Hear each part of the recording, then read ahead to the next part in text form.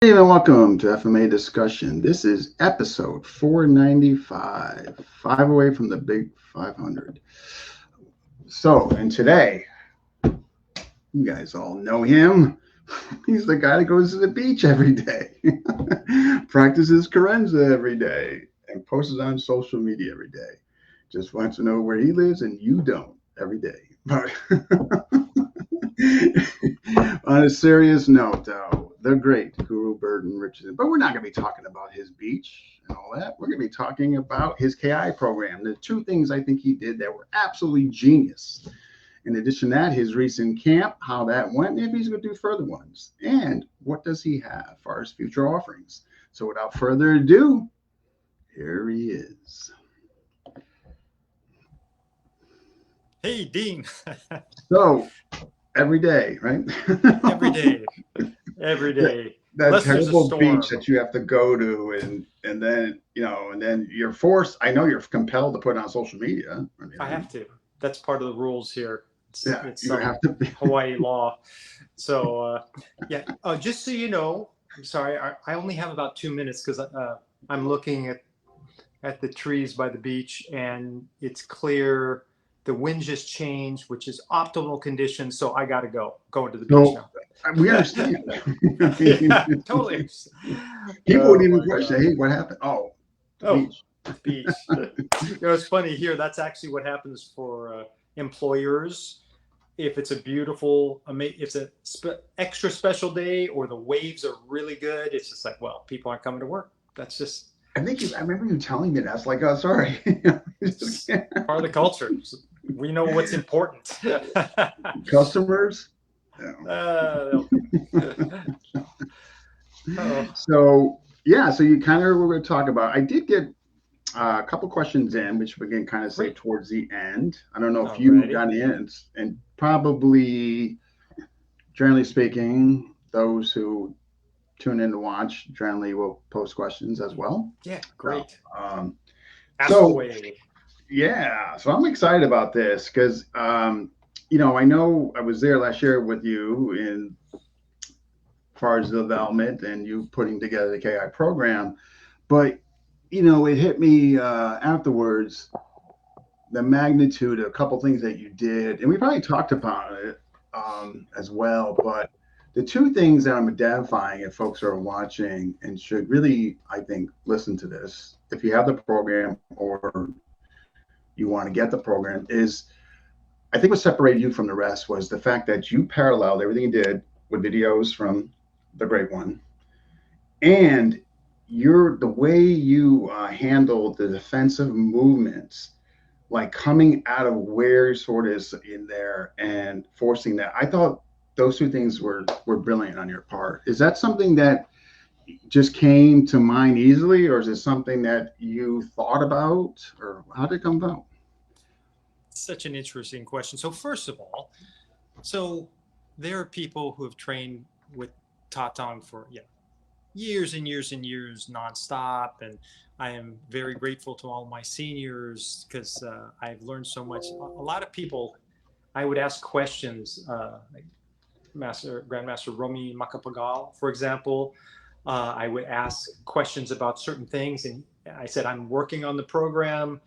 Uh, could you help me with this? I have a question here. And he was just very generous in answering questions. So very grateful. And just so many people out there. But my point of view was, when I trained with Tatang in 94 for about 3 weeks, and it was long days, Mm-hmm. 3 weeks. And then I'd be training with Master Tony and Master Tupper in the evenings. And then I went back in 96 and trained about another 10 days. But the point was, I have all this video. And why it didn't make any sense for me to go, okay, this is the Illustrissimo program. Let me show you everything. Boom, there it is. Because I had video of Tatang. And then Mm-hmm. YouTube came around and more video came out. So I was able to use that. My whole idea, this is not my art, this is Tatang's art. And I will never be the sword fighter that Tatang was because guess what? I hope I never have to actually fight with real swords. Mm-hmm. And he did many, many times. But it was just a way that, hey, let me explain. From all the training in JKD and Guru Dan and all these amazing people I've been with, I think I have a way of explaining things that sometimes resonate with people. They can understand a little better. Um, so that was my goal. Here, let's give another perspective, not the only perspective, Mhm. another perspective. And so, yeah, let's let Tatang, I will explain and then show it Tatang doing it. So, and I say throughout the whole program, for example, if there's an Australian and you see me do it like this, then watch Tatang. He's probably going to have some little nuance that maybe I don't have, right? Well, copy him. He's the one to copy. I'll help you understand it better. So that was the first idea.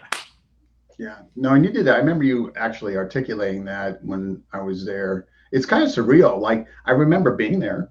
I mean, but it was we were. I mean, it was just like. Da, da, da, da, da, da, da, da. I mean, like so I couldn't tell you like, I'm watching it pieces now. You know what I mean? But I do remember some of the things that you expressed, and I do remember that where you were fully expressing and advocating for sense. Watch him. Yes. Yeah. Yeah. So. Because that's the truth, right? The whole thing is about being honest. That's the truth.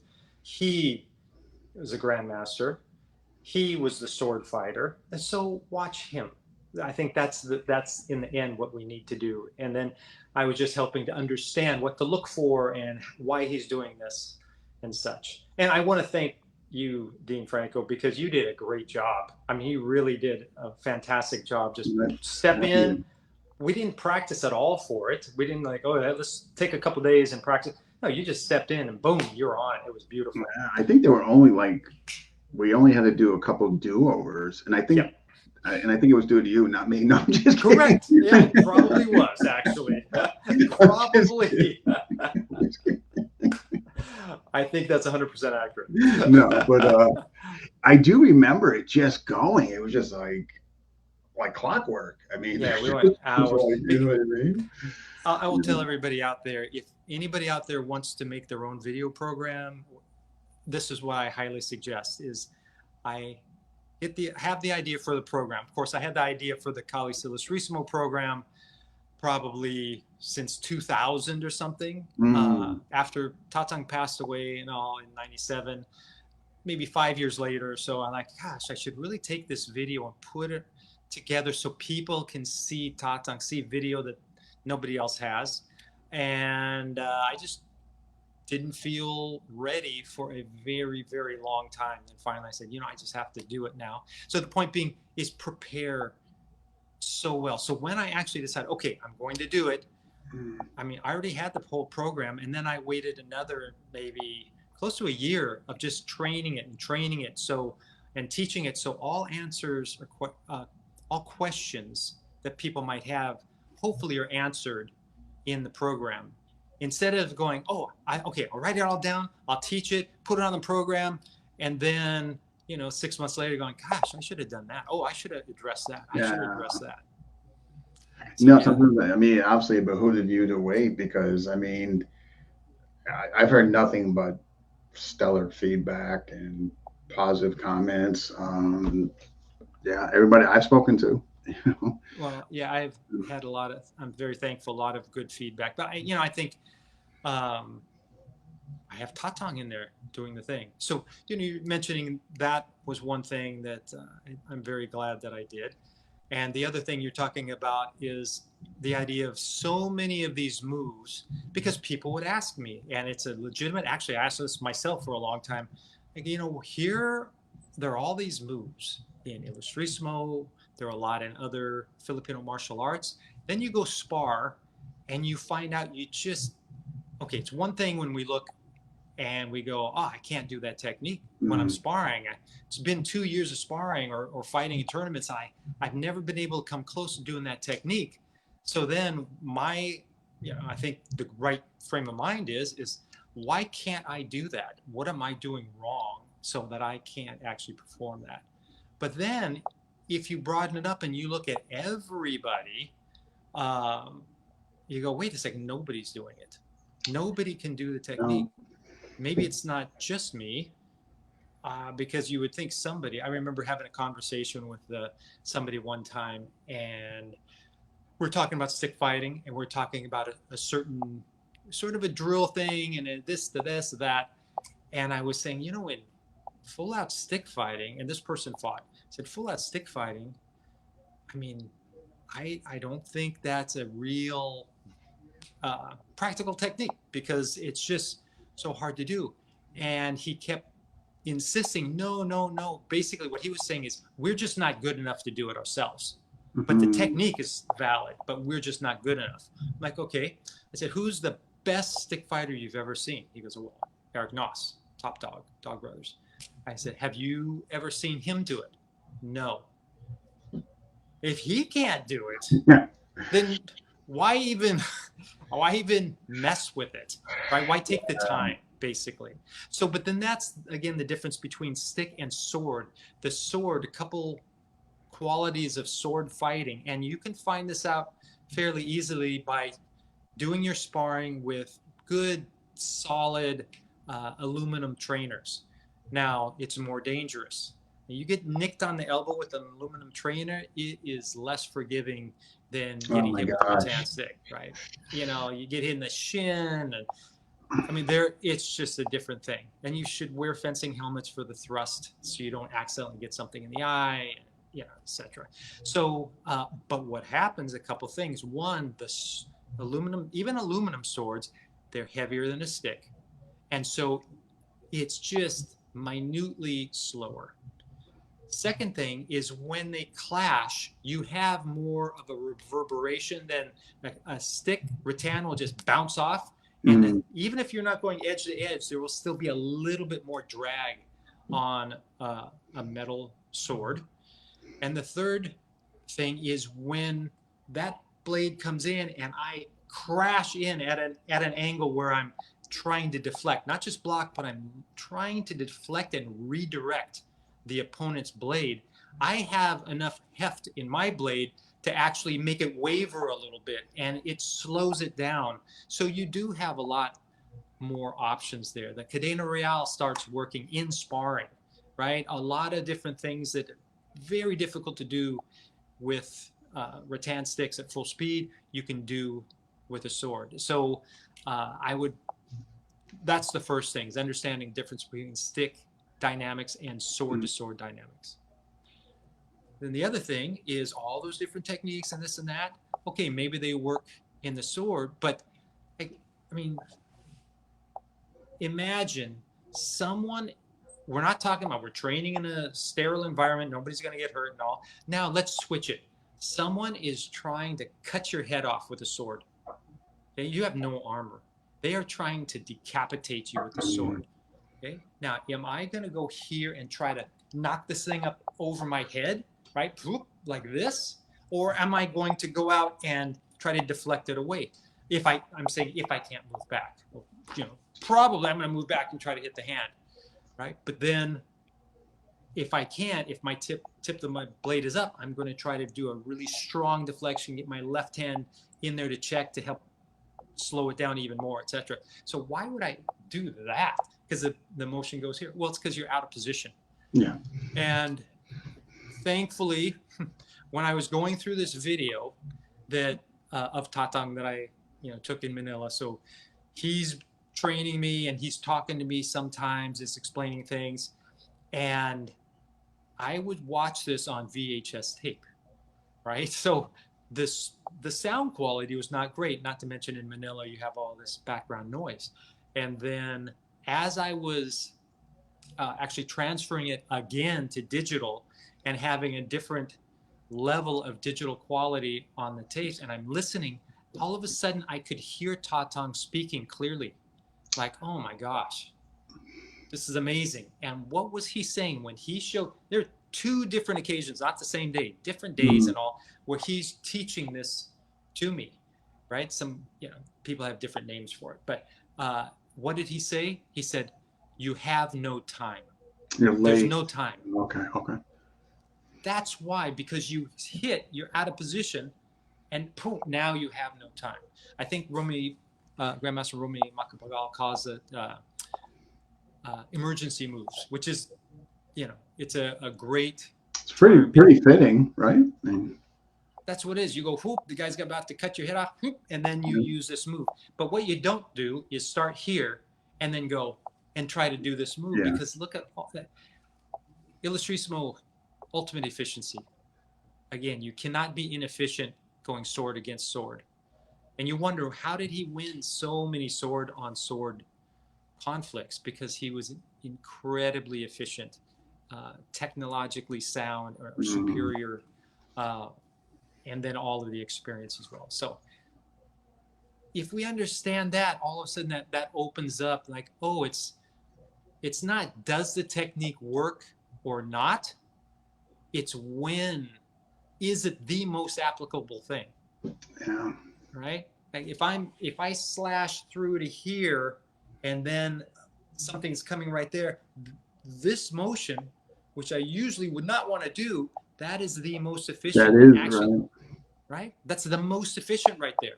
So you go, okay, right in this particular moment in time, that's what's most efficient. So we better have that down and not have to come out because now you're too late. So again, tatang, we have no time. There's no time. That's what all these extra moves are for. I totally agree with you. I mean, obviously, you know, and I don't think I'll go further. Like I was sharing with you and a few other people, a lot of guys are just practicing soft sticks. And as you mentioned, whether they're bounce or no friction passing through, some of those defensive movements are just going to be difficult. And the thing is, when you have a stick in your hand, I think mentally, yeah, you're going to say, okay, sword. But still, though, I think by mere association, by having that stick, I think you just tend to forget that you're going to be doing sword or defensive movements. Um, with me, I can't speak on everybody, but I know that was affecting me. So now, I mean, I just have the sword, like the ones you've been seeing. I mean, it's just sword. Like and I don't think folks, in addition, I don't think they basically take their sparring and then just, okay, I'm going to dial in and I am just going to work Australia. Like I'm going to move around in there and make it organic. And there I'm going to try to set up, you know, if he gives me a backhand, maybe I can go closed. Like right now, I'm just focusing on Friday.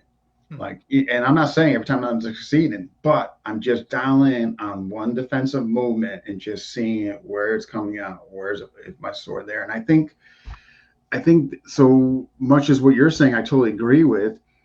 I think, but some isolation could help. And what you're saying is, where are you in position? Are you late, or was your weapon down there? Right. Exactly. And actually, the thing I want to talk about most today is training methods that can help. Hopefully, I believe it can help anybody watching, regardless of what art you're doing, weapons, not weapons, standing, clinch, ground, whatever. Yeah, it's the training methods that make all the difference. And so like that, you isolate it. Say, I'm just going to work Friday. And so understanding that it's supposed to be still be efficient, you artificially put yourself in bad positions where the Friday is going to come up the most. And there's going to be failure. And that's what you need. Yeah, I've experiencing it, but I can tell you out, I'm definitely getting better, pulling it off, and I'm there. But if you're not even doing it, there's no way you're gonna pull this stuff off. You know? Yes, no, because all you have to do is have someone actually step in and try to rip your head off, like just smack that stick so hard and just try to hit you as hard as you can. Then I was like, oh yeah, wait, oh. Which brings back to you're talking about the soft stick training. So as you know, I'm a big advocate of soft stick training for a lot of your training. But and nobody has to, right? Nobody has to go, okay, I'm going to do rattan sparring with very little equipment. No one has to take out the aluminum swords, hefty aluminum swords, and go, okay, I'm going to spar with very little equipment, etc. But I'm just telling you, it's going to make you so much better. Even if you do it every once in a while as a reminder, just like, right? We have to remind. So, yes, the big problem, and this goes from weaponry sparring, kickboxing, jiu-jitsu, the whole thing, ground, is that people try to win the practice. They're like, I'm going to go in and I'm just going to dominate everybody. not subject themselves to failures or just using that time to really developmental stages and proving status quo. They get in that like yeah, sadly, yeah. Yes, yeah, sadly. So, because what is the goal of the training? The goal, generally, the goal of training is to improve, Mhm. leave the training a better fighter than you entered. Which means if you leave injured, you're not a better fighter than you entered. So we have to have the safety precautions and a partner who will take care of you. And if you end up out of position, they don't, your helmet comes off, they don't hit you in the back of the head and all. But we should have an environment where it is not just okay, but encouraged to try things and say, okay, today I'm just going to try Friday. Today I'm going to have metal strut. I'm going to try Cadena Real, see if I can set that up and make it work, because that's what it takes, is those times of trying and failing. Then you make the adjustment, and pretty soon it's like, oh, I can do this consistently. But we can't get in that thing where we have to. Sometimes you go in, you say, okay, today I'm going to do my best not to get hit at all and to hit my Mm. partner as many times as possible. I'm going to go A game and work it. But then we have to make sure we build things up. One other thing on that is when we say, okay, I'm going to isolate something, I'm going to work on just one thing. It doesn't have to be your weakness. If you have a bad weakness, of course, we want to shore that up and make sure that it's not a glaring weakness. And if somebody enters into that particular zone, you're finished. But we want to also work on our strengths to make our strengths so good that almost Mm. nobody can deal with it. And then we'll have more setups for that than other people are used to having. So if we want to really build our strengths, that's how you become, really very, very good. Good example of that was in the Olympics in judo. There was one female from Japan, and she won the gold medal in judo. Now, judo is always a good example because the champions generally have one throw that they do more than anything else, and they just find a way there. Well, what she did was she would get her grip, sit, and do basically a butterfly sweep and put the other girl on her back, right? And she did that all the way to gold medal. Everybody knows exactly what she's Mastery, going to right? do. Yeah, they know she's going to do that. They can't stop it, which is why I told Marcelo Garcia, like, hey, I think you should go for the Olympics next Olympics for judo and just butterfly sweep everybody, because his Yeah. butterfly sweep is like basic, almost impossible to stop. That's yeah. When you know it's coming and you can't stop it, I mean, it's like That, yes, mastery, efficiency. Gosh, that's something. wow. Yeah, but I just think I think those two things just made your program just so profound in a way. Like, you can't critique. Well, I don't know, because again, you're evidencing with the videos. You also brought a new look how to approach the defensive movements. And But they're like, "What's your but it point?" came it Go ahead. came from Tatang. Tatang's the one Yeah, yeah. that showed that. That's why, and I pointed out in the thing, in the program, if you watch someone feeding Tatang, he didn't start, like, what's the basic stance of Illustrissimo? Okay, we're up here, right? This hand is like this, and we're here a little bit open side and working all these things. But you watch him, he starts and he'll go up and he'll put his blade over here horizontal. He'll put his blade on the closed side, point down. He'll Mm, start with his blade on the open side, point down over here. He would start in these different positions. So he was just practicing, and this was on purpose. This wasn't by perchance. He was practicing from different positions. You just think of the clock going tut, tut, tut, tut, tut, tut, tut, tut, okay, tut, tut, yeah. all the way up. And he would just practice from this position, and whatever would come in, forehand, backhand, overhand, thrust, and he would just work on picking that up with this movement and how he had to step or move back and come back up and hit. It's just, if you're a fighter and you see it and you understand, you're like, oh, well, Yeah. of course, right? I like a boxer.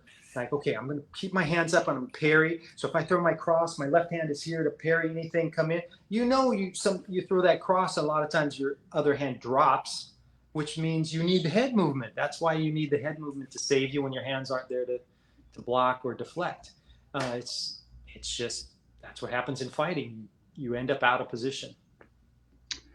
Yeah, it was just well done on your part, though. I mean, you got, so folks, I mean, you got that, we got the active group. I mean, it's like what, 50 plus or something? I mean, I think so. On I Facebook, mean, yeah, we have a nice group, and I want this art to continue from a fighting base, because what's happened in the past is you get a great fighter, 2 generations later, 2, 3 generations later, it's no longer a fighting art. It is this is what the great grandmaster did, and he did this thing and this thing, and all of a sudden everybody's posing and they're all in line doing the same move, which is a way of training. But I just think everybody doing the art should be able to fight with it.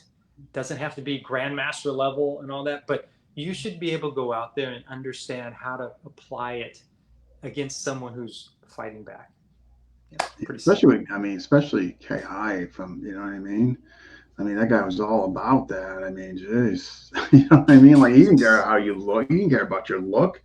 Yeah. He cared about whether or not you were, like, functional, and you could, right, like you said, application, right? Yeah, application. That's like, you have the quintessential look or something. I mean, yeah, application. And it's interesting, if you look at Master Tony Diego, he didn't look exactly like Tatang. You look at Master Christopher Ricketts, he didn't look exactly like Tatang. You look at Dodong, who did a lot of bakbakan, but also trained right there with Illustrismo. He had a different look too. And, Tatang wasn't saying, hey, no, you have to look exactly like me. Stop. You got, right. No. Yeah, exactly. Well, I'm just so glad it's going great for you. And I mean, as far as that program is concerned, I mean, well deserved for the effort and what you put behind it on there. So, recent camp. So here it is. You decided to do the camp, and you did it no less on weekdays. Didn't include a weekend, and you had 20 plus folks, 20, right? I think we had 25 people, and it was so happy to see so many people, these wonderful people that I know. I met a few for the first time, but just, this whole, like, we're here to try to improve our fighting skills and therefore build our characters to be better people, and just all the way around, what a certain mindset on how we're going to look at things. For example, at one point we were talking about certain things. Oh, what about this? And this sort of thing. And Jarlo Ilano, he's amazing in Seattle. If you out there, go train with Jarlo. And Jarlo just said, he goes, sometimes you lose. And you know what? If you tell most martial arts groups, this is at least in my experience, if you tell most martial arts groups that came out, they flew out, did all this stuff to get to some camp, and you tell them, well, sometimes you lose, they're going to go, that's not what I'm here for. I don't want to hear that. That's it. But everybody in the place just went, yeah, we're about honesty and reality. Your philosophical approach. In other words, functionalists realize they get hit. It wasn't their best day. They lost. They didn't achieve status quo. They failed. They weren't happy with their performance. But if you don't do that, I mean, so you go to seminar and you say, sometimes you lose, you're not going to even know what that means. Yes. Right. No, we win every single time, every single encounter. Well, that's the goal. But that's also why when, training people very realistically, say the knife defense for the street, for example, it's an extreme sort of thing. I always train people with the expectation that that person will someday get into a life and death situation. Now, of course, the great majority will not. But I have the privilege of training quite a lot of people, and thus far we've had 10 different people that we know of have to defend themselves against a knife attack, and all of them survived. Like Incredible. a bunch of them got cut on the Right. hand. One That's got still cut in success. the neck. Yeah, but They but got my home, you they know? got home, and my point is that what I want to do is prepare people so they have a fighting chance. Mhm. That's it. Not like they will kill everybody. They will take care of You. anything.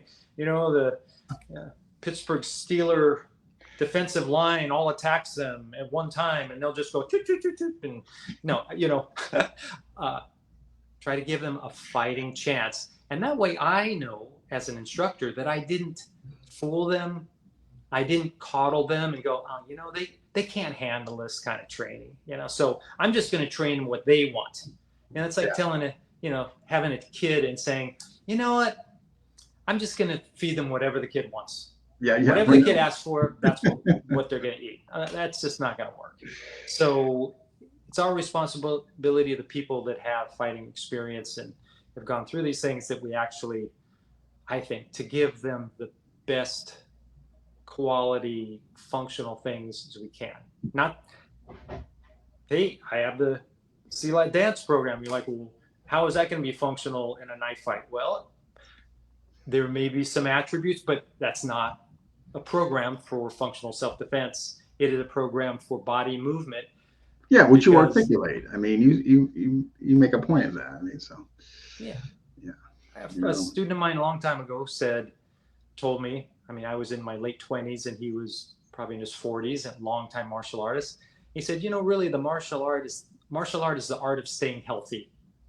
Somebody tries to punch you in the face and you go here, boom, and you stay healthy, right? And this is part of the art of staying healthy. If you can keep your body supple and moving, very, very good for you. So yeah. So No. I mean, it's just to something be I want to pick up. go, Just like you said. I mean, just keeping healthy, right? Moving. yes, and that's something for a lot of people aren't going to get to that until they might be in their 60s and go, I think I want to look at that now, right? That's And when I we know start that. thinking about it. You know what I mean? Yeah. Like in 40s, I would never think about that. Be like, Right.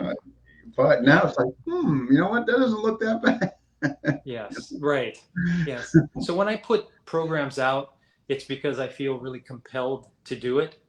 I have never, ever, and I will not ever just go, hey, you know what? I think people want this, and I think this would be a money maker, and I'm just going to do it. I don't really believe in it that much, but I'm going to do it because I know I'm never going to do that. So the Sea Light Dance program, I knew very few people are going to jump on that. But I did it because I knew there were some that were very interested, and I had trained people in the dance. It would be a reference for them. So that's what I put it out for, is just to try to do a little more good if I have the information. Yeah, no. I think supplemental stuff like that, like your Corenda Stick program. I mean, I can't always, I mean, like, I think what I tell folks that you're constantly reinventing yourself in a way, so to speak. And yeah, I think it's great that you supplement your functional programs with some of this stuff, right? For folks that may really want that, they're older, and maybe the idea of stick fighting is they might like the idea, but their body body like, doesn't like the idea. Yeah, I mean, so some of these other stuff is not a So bad this idea. is functional for its purpose, Yeah. but it's not like, oh, if you do the solo Sinawali program, then you're going to go out and take out Eric Noss, for example. Or, you're going to be a really good stick fighter. No, you're going to hopefully you're going to be able to move well. You have great coordination and relaxation. Something interesting to me is that when I was in Thailand in January, it was in February I did this. I had the great fortune of being able to train with Crew Nick in Chiang Mai, who does something called Feng Zhen or during Lana. It's the Lana Kingdom method, old method of martial arts, which is looks like good silat. I mean, you put him next to somebody in Indonesia, most people wouldn't be able to tell that one was from northern Thailand or one was thousands of miles away in Indonesia. But he said that one of the first things they would teach the young guys when they were starting their warrior training, and they fought with two swords. The basic thing, they had spear and this and that, but the basic was double swords like the Brikabal.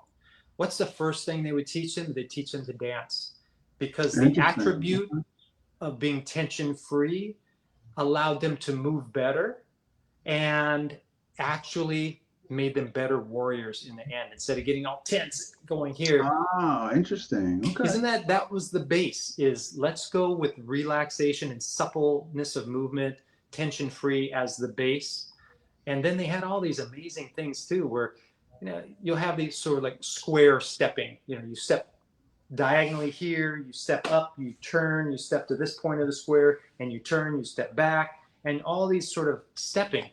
And he showed me the stepping. We were working, and it had, I think we just had one sword at that time, but they would do it too. But they would have warriors memorize this footwork pattern and the rhythm.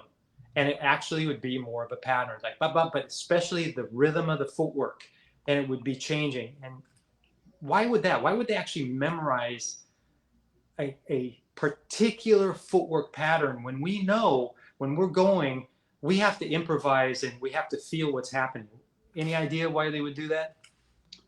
Far is beyond pattern recognition, you're saying? It's beyond pattern recognition. They would actually literally have footwork patterns that they would go, but this to this to this to this to this to this, and they do it on the square. And I'll tell you, the whole time they're doing it is they're going around the square and going to the right, then to the left, and to the right, and right again. It was a little, almost like broken rhythm in a way, but they always had their back to the middle of the square. They're always facing outside the square. Oh, for battles, they can constantly rotate, and they're for pending and attacks coming on different sides and stuff. Yes, but get this. They would put 4 warriors back to back with double swords, and they would all do it at the same time. So there's no opening. No one, everybody's got each other's back. And so they're all working in concert. I got you. Okay. Yeah, okay. You have 8 blades going, poof, doing all this. That must have been beautiful to see. As the whole thing's moving. That's brilliant, huh? But I mean, it must have been just so aesthetically pleasing to watch. Right. Yeah, I mean, and working them in concert without. Yeah, but I figured it had something to do with that. Where you're, but nice. Wow. Correct. Facing different directions, but while you're doing this with your sharp swords, you got a guy here, and somebody at your back, and you're all rotating. I mean, gosh, that would be tough. Fascinating. That whole, like, Renee does it, the Krabi Krabong. Renee's supposed to be pretty fluent in it. Yeah, and I don't know if I want to find out, but I'm supposed to find out. I mean, it's something I would like to experience. You know what I mean? But it looks fascinating. No, it is. I mean, the little I've been able to learn, and I learned something similar in Cambodia. I got some good training in Cambodia with something like the Mysok, but in Cambodia it comes to a point here. So instead of just this like a blocking, almost like a little shield here, it protects your forearm, but it also comes to a point. Oh, and wow. They would do that against. Yeah, so you would thrust. The main thing with that was thrusting. So it wasn't just blocking and then you throw an elbow back or something. They're actually using these to block a spear thrust or something and come in and just, I mean, it went to quite a point. Lethal. It's really something.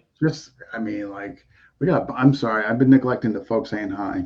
We got Gabe Marino, we got Rich, we got Rich Parsons, we got Rich from Aurora, Illinois, and Jaime, Daniel, David Hatch. Sorry, Maestro. Brooks Long, Guru Terry, Lalo, Ventura Maynard, Stephen, GM Ray. Hey. Whoa. go. We got Glenn. So helpful. Right. So helpful. Right. As far as your program, right? Okay. Very helpful. I asked a lot of questions. He pointed me in directions of doing things, told me history I wasn't aware of. I mean, just, yeah, he is amazing. If you get a chance to spar with Jim I Ray say his Floral, attribute, and I'll just say it because, I mean, as long as you say it politely and respectfully, but, folks say, well, he might not have the look, as far as that guy's attribute development. oh, That guy doesn't and need, I mean, that guy is non-tell, his sense of measure.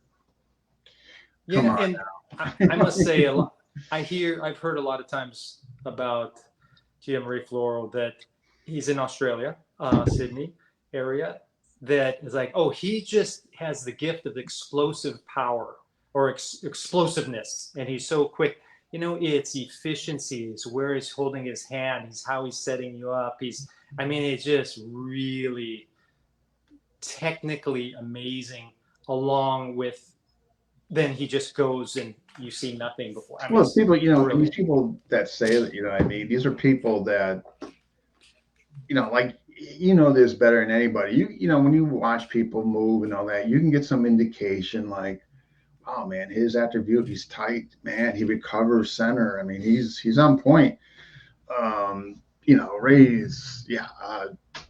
I find his attribute development is one of the higher achieved in the whole community. To be quite honest, Oh, that's amazing. Highly recommended if you go to Australia or Yeah. bring him out to America because wow, what a wealth of knowledge and fighting efficiency, sparring based fighting efficiency. No, yeah, I know. Like I mean, if you think about it, like he's definitely one that's obviously promoting that aspect of KI for sure, right?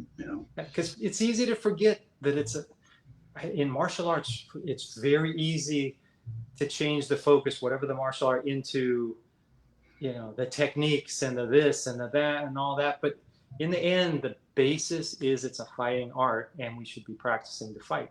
That's the basis of all So my wait, JKD so Unlimited things. sparring, like you're saying, sparring. Oh gosh, not sparring. Sparring is brutal. It's So so barbaric. so don't do it then. Don't. Oh no, never. We can spar intelligently at high speeds and everybody survives it. So Yeah. it's a beautiful thing. I mean, I'm just telling the people. Yeah, no, I agree with you. And like folks like with the Dog Brothers, they're like, oh, you're gonna get killed, man. But if you grab a couple on the side, like beat the crap out of cancer, they're not gonna just throttle you. They're not allowed to actually. The higher ups, man, they're not gonna approve of you just going out there and thumping on somebody, Yeah, especially But what? somebody Yeah, doesn't have the experience. exactly. But what a great experience to experience those guys and their ethos, their culture. Some of the most humble, down to earth guys I've ever been around. Ever been. I mean, like, just like, I mean, because you know why? They all gotten hit. Yeah, you really learn that, oh, guess what? I'm not invincible. Yeah. I can get hit too. So and then we can get along with it. Guru Dan said something. I'll share this. I don't think he'd mind. So it was after a class a few years ago at the academy, and we're chatting on the side, just the two of us. And Guru Dan was a real standout athlete in track and in football, and he was quite small to be a running back, but he did really well in football and in track. I think he was in one of the top 10 sprinters, college sprinters in the country. Wow. Yeah. Wow. I mean, imagine, I mean, a lot of people have gotten to see how quick he is, but that's his level and his sporting background. And he was a PE coach as well. And he says to me, he goes, I think a lot of people don't quite understand or have a total feeling for the martial arts. And if I get this wrong, it's on me. But basically, to paraphrase that, in sports we know things don't always go right. It's just that's the other person's trying to foul you up, and so we understand that. that it's not all, it's like we were talking about before, nothing's going to work all the time. You're going to have to try to adjust to what's happening and deal with that and get better through that process, basically. And so just that sporting, actually trying it out, if we just go try it out, then we progress faster. If we don't quit and say, that's not real stick fighting or whatever it is, just have to get in there. Like a lot of people started, to use another art, Brazilian Jiu-Jitsu. They tried it and they got choked and armbarred over and over again. And they said, it's not real because there's no striking in it. Striking makes a difference.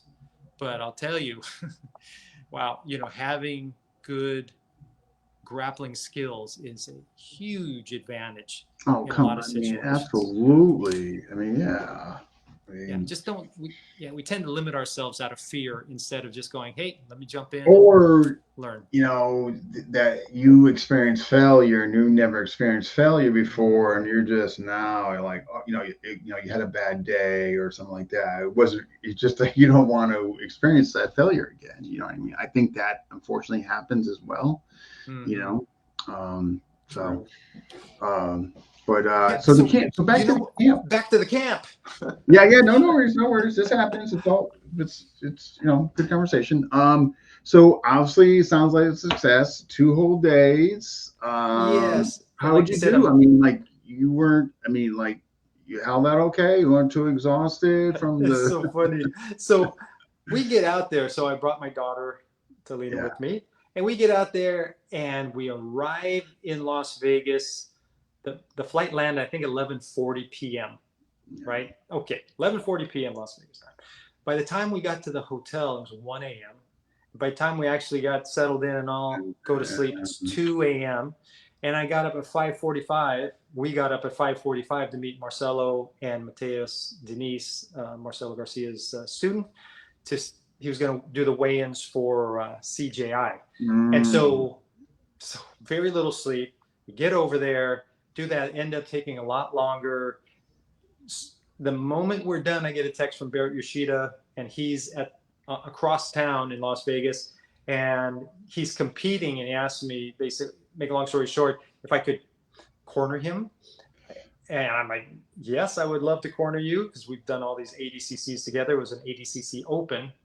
And anyway, so we had to get across town. Thankfully, his match was delayed a little bit. Got in there, got him mentally prepared. He went in, just did an amazing job. Then, it just was just like that. We got very little sleep. Very little sleep. Like we're just going. And it was great. And then so Monday morning, we started at 9 a.m.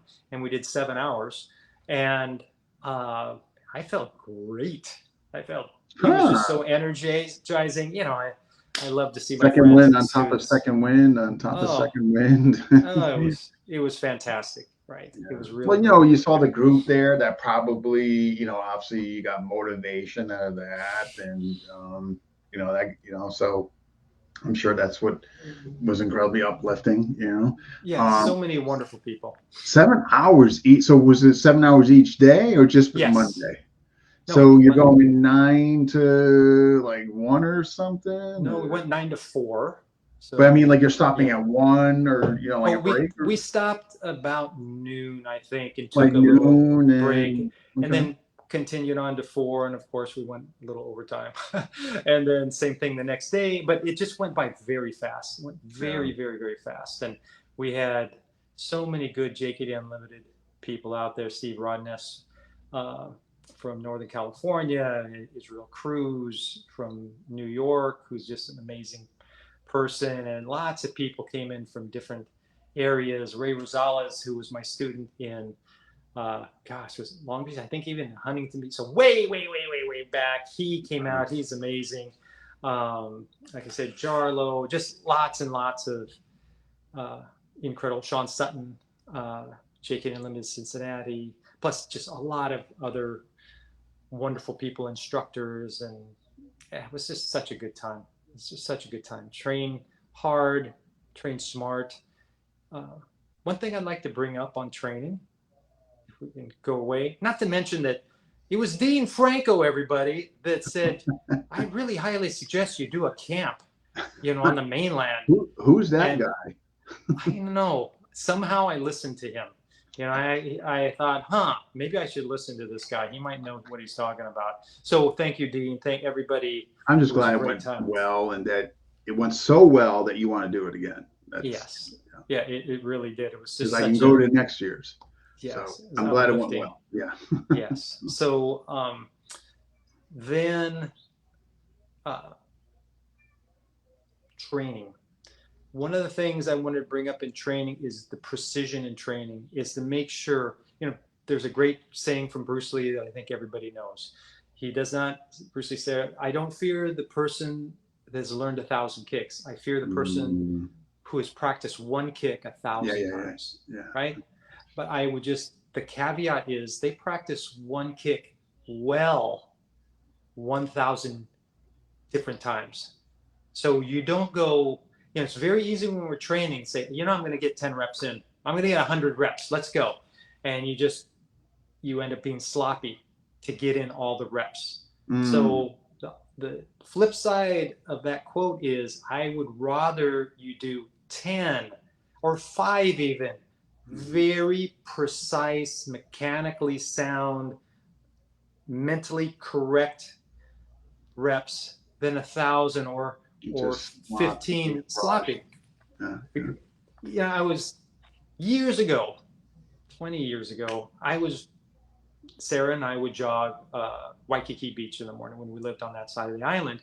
We'd go down and we'd run the beach and come back. Okay, so on the way back, I don't know why I'm stretching, and this thought goes in my mind that still helps me to today, and it's this: that anytime we do anything, we are either reinforcing an old habit or creating a new habit, which means we have to be extremely aware of what we are doing to ensure that we are continually creating or reinforcing good habits. Because it's, that good habits, it's a very thin path. It's a narrow good path. Habits. Right? So if we're training and I go, okay, let me get 10 quick ones in. Right? I go, okay, great. I got 10 reps in. I just actually got worse because I just ingrained 10 poor strikes. I'm turning my hand over instead of having that. Right. So I would highly suggest everybody out there, the emphasis on precision, technical precision when you're practicing. And if you feel your technique starting to slip, that's when you stop doing repetitions. You don't create, right? So right. So no, right, yeah. Well, no, great advice. And mentally as well. If you are trained, say you're sparring, and you just kind of let yourself kind of lapse a little. Okay, I'm going to do 15 rounds today, and you're just kind of getting through the rounds. You mentally, you want to be sharp. If you're going to do 15 rounds, right? Yeah. Rather do shorter rounds. Be mentally sharp and be very acutely aware of everything going on, and train yourself to have that mental sharpness. Train yourself to apply the direction you want to go in, and rather than just kind of, just getting in the rounds. So, and I just feel that's been so important to me that I think that's helpful to everyone. No, and thank you so far as is the thought again, kind of go Las Vegas again, around same time frame, or? Well, I heard from somebody that there's a pretty nice facility we could use. It wouldn't be very expensive. It's in Afghanistan, but I'm not sure. Could you sign me up and give me all the details? Sure. Why don't you go check it out and tell me how it is? So, I'm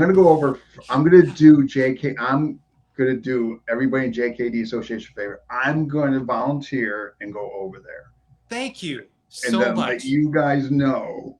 Live stream that, please. Yes. Okay. I'm going to take one. I'm going to take one for the team. Okay. No, But seriously, Las Vegas just seems to be very convenient for people. One I thing I think noticed, so. Yeah, right?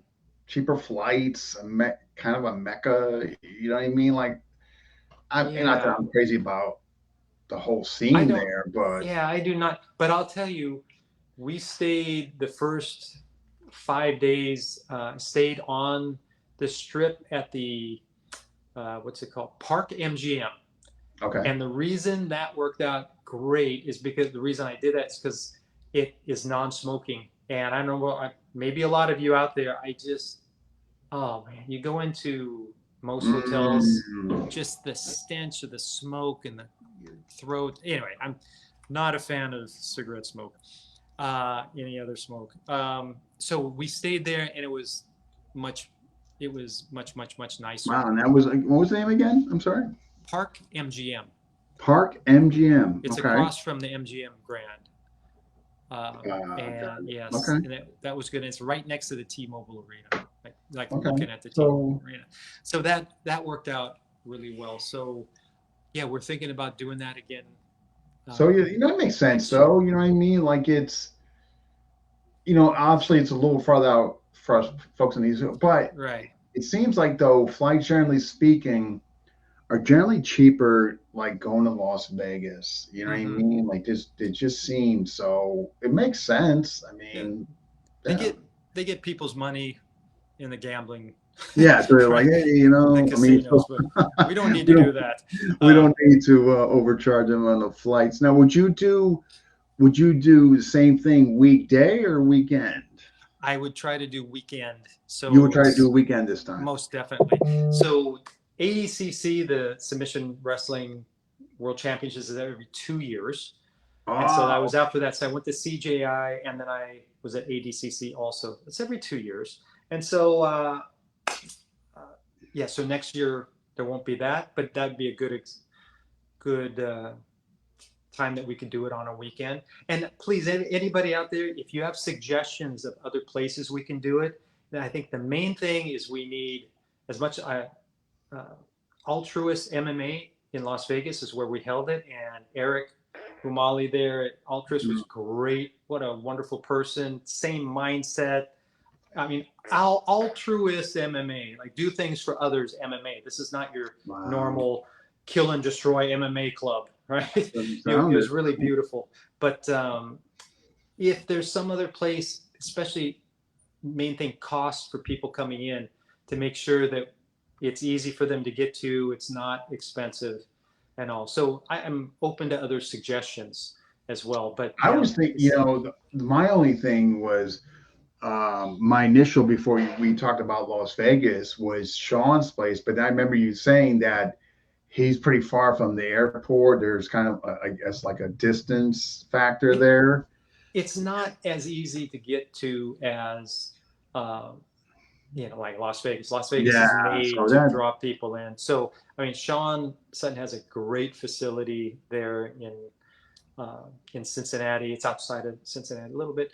It's really a great place. But for example, from here, you can't take a direct flight to Cincinnati, right. and such. It just I, takes a I little remember you were more saying that it was getting kind of to it it. like it didn't sound as easy like Las Vegas. So I think Las Vegas, I think that's a good choice to go with far as future. I mean, if everybody was happy with it and it worked out. Yes, yeah, it did work out quite well, and yeah, and now we have a much better idea of the hotels and Yeah, the cruise. layout, you were there Yes, where you can suggest and where you say, man, you might want to stay away from there or whatever, correct, and correct. I'm just so glad it went well. I'm so looking forward to next year. Yeah, I mean, Thank you, yeah. thank you. Yes, it was great. Thanks again for the suggestion. Oh my gosh, anytime, anytime. So, um, you got a We have bunch of stuff coming down the future. yes. So, I would, maybe we can answer some questions because we're already at an hour. And yeah. but Okay. Well, what here's I'll just mention real quick that yeah. So of course the Sea Lot Dance program is out, and those who have I've gotten very good. I'm very pleased with the feedback from people who have gotten it already. I mean, really interesting feedback I never would have thought. Like one of my students saying that, like, he presses his hands together and he cannot get this right now, so he's working on that, right? And he felt that it made his wrists actually feel better. Oh, fantastic. Sore wrist. Okay. Yeah, just things like that. Amazing. And I do have the JKD wooden dummy. Somebody was asking about that here. Yeah. Yeah, I'll just say it's probably, very likely, over the weekend it's going to be out. Or okay, so Brooks, Monday there you go. latest. Okay. Yes. Okay.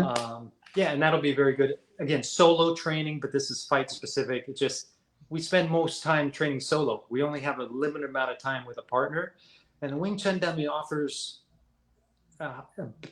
ability to do technique and work technique you just can't on a heavy bag. I just think it's invaluable. And you got that, what's that long thing program you got coming out? Like you hold with two hands. Oh yeah, what's that stuff? You kind of like one of these stuff. Is it like stuff? Staff. There, right? Oh yeah, that looks familiar, slightly. Yeah, Battlefield Collie staff should be out by the end of the year, maybe a little earlier yet. What sucker do you have for that program that's helping you with that? Man? Don't tell anybody, but I got this guy from Connecticut coming out. It's gonna help me film this thing. He's like, I don't know. I hope he doesn't find out ahead of time that what he's in for. I mean, he came out once before for the Illustrisimo thing. So you think he would know better, right? You would think, but interesting. These people. Some people glutton for punishment, Yeah. And the next thing you got, because I know your time, you got the staff coming out this weekend, Monday, the dummy, right? Soon. Out. Yes. Potentially a Thai thing maybe going on or no? Oh, yeah, the Muay Thai program, Muay Thai for sport and street. So it's not just sport. So I never put a Muay Thai program out because Master Chai, Anton Chai, has this huge association. I mean, he is the one to go to. Well, when I got to visit him a couple times in Thailand in January, February, and thankfully I asked him about doing a self-defense Muay Thai for the street, basically, and he says, "Oh, absolutely, please do that." He was very supportive, and we talked. I got all his point of view on changing Muay Thai for self-defense, and he gave me one particular thing. It was like, "Oh, right, yes, exactly." So I'm working on that with Michael Romobiles in San Diego, who's a longtime Muay Thai instructor. He's a Battlefield Collie instructor. And I mean, he's just all around awesome. And so long JKD history and such.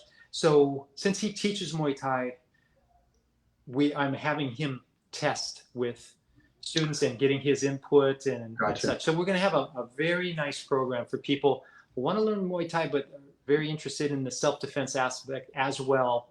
So it's integrated, the sport and the street aspect, the traditional Muay Thai, the more modern Muay Thai with more movement, and then all the street application. And then lastly, if I'm not mistaken, that I'm aware of. Yes.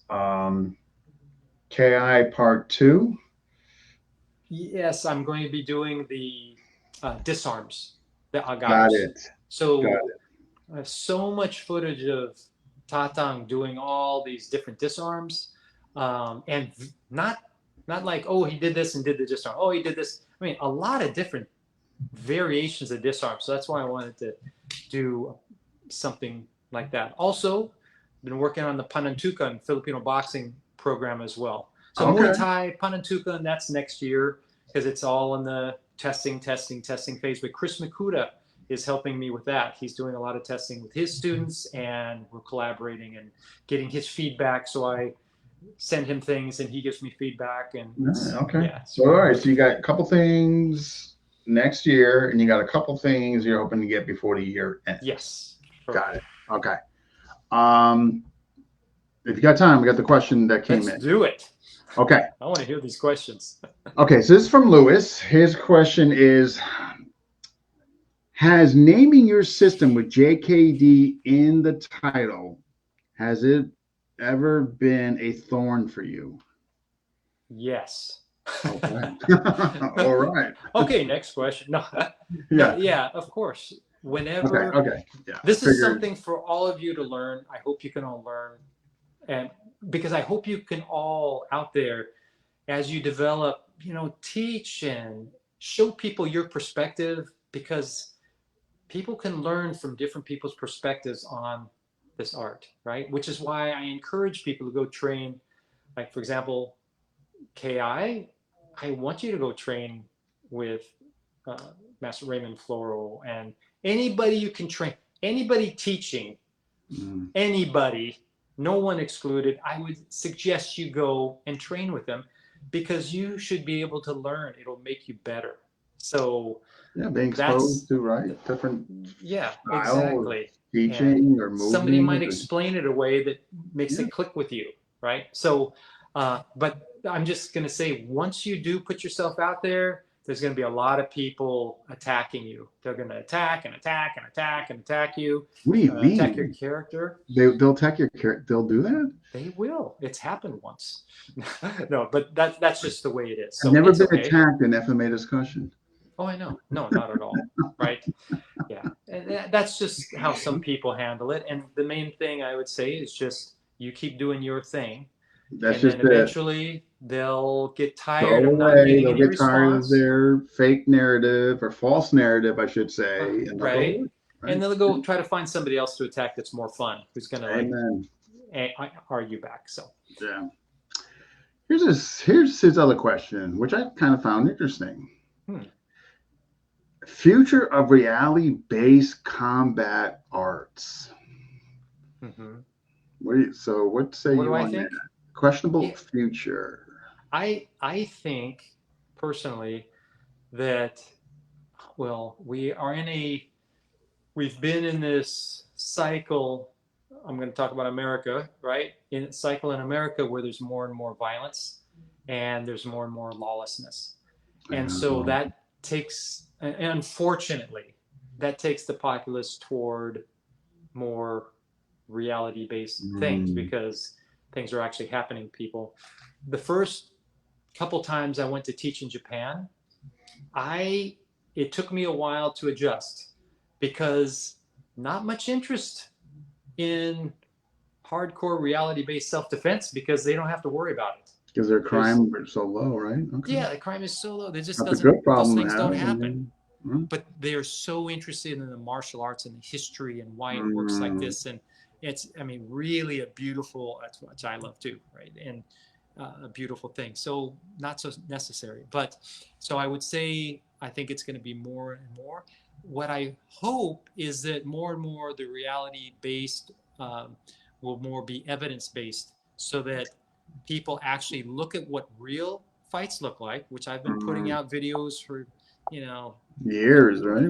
Over 10 years. I'd take my iPad or take whatever. I used to teach seminars and I would have a VHS tape that had a bunch of things that I edited on together, and I'd teach something, I'd put the VHS tape in, we'd watch it on TV and watch an actual situation and take it out. So having that actual evidence is very helpful. I hope it goes toward that, plus the reality-based, resistance-based, sparring-based training.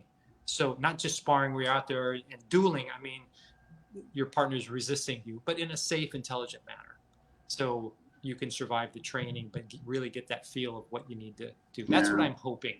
And then if you want to hear my very odd point of view for the distant future, is that maybe very distant, this is like science fiction almost, that medical technology becomes so good that you can actually go like, hey, Dean, let's go ahead and let's go all out.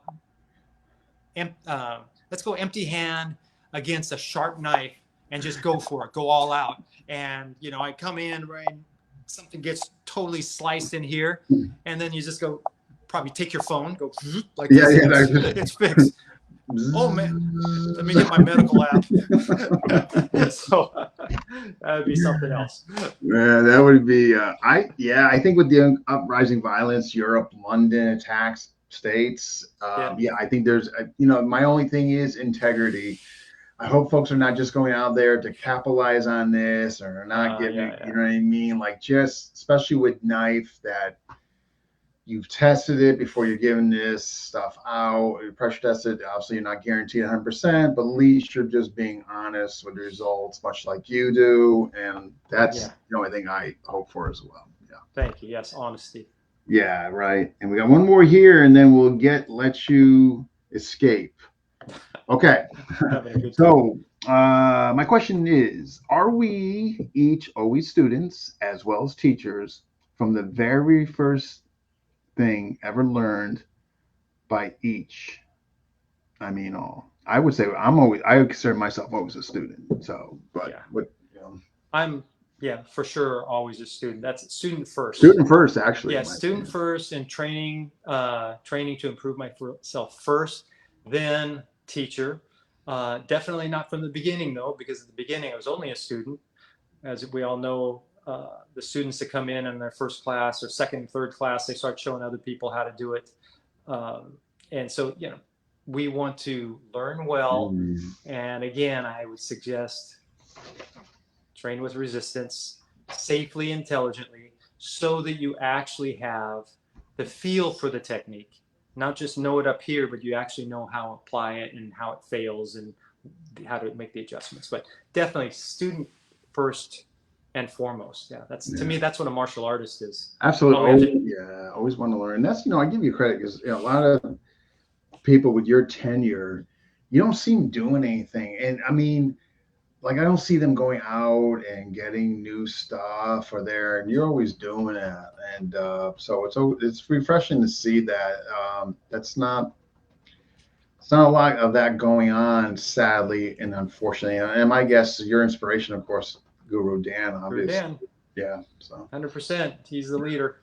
Just constantly training and tweaking things and learning from different people. I remember when he was early 50s and with all this silat background that he had, and he found somebody that did Bursalat, Malaysian silat.